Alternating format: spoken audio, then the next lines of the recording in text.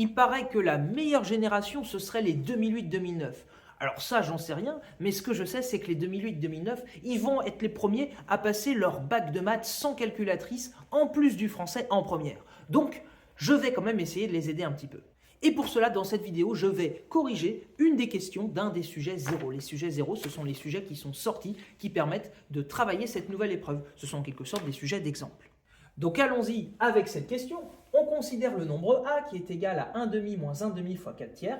Et cet exercice est sous forme de QCM. Il faut dire à quoi est égal a parmi les 4 propositions. Donc allons-y. A est égal à 1 demi moins 1 demi fois 4 tiers. Alors là, la peau de banane, ce serait de faire 1 demi moins 1 demi qui vaut 0, 0 fois 4 tiers 0, et de sélectionner maladroitement la réponse A.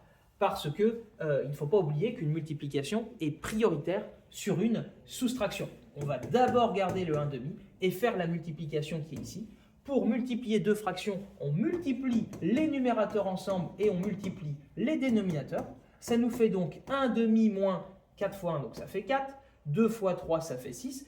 Et là, par contre, quand on veut faire une soustraction ou une addition de fractions, il faut que les deux fractions aient le même dénominateur. Donc là, on va essayer d'aller chercher, on dira un dénominateur commun.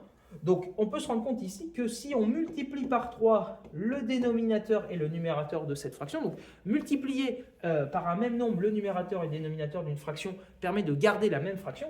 Mais surtout là, l'avantage, c'est que ça va nous donner la fraction 3 sixièmes qui a le même dénominateur que 4 sixièmes. Je peux ainsi maintenant soustraire les numérateurs entre eux et garder le dénominateur commun. 3 moins 4, ça fait moins 1. Donc, moins 1 sixième. Et moins 1 sixième, c'est bien une des propositions qui est proposée. Donc, la réponse à cette question était la réponse B.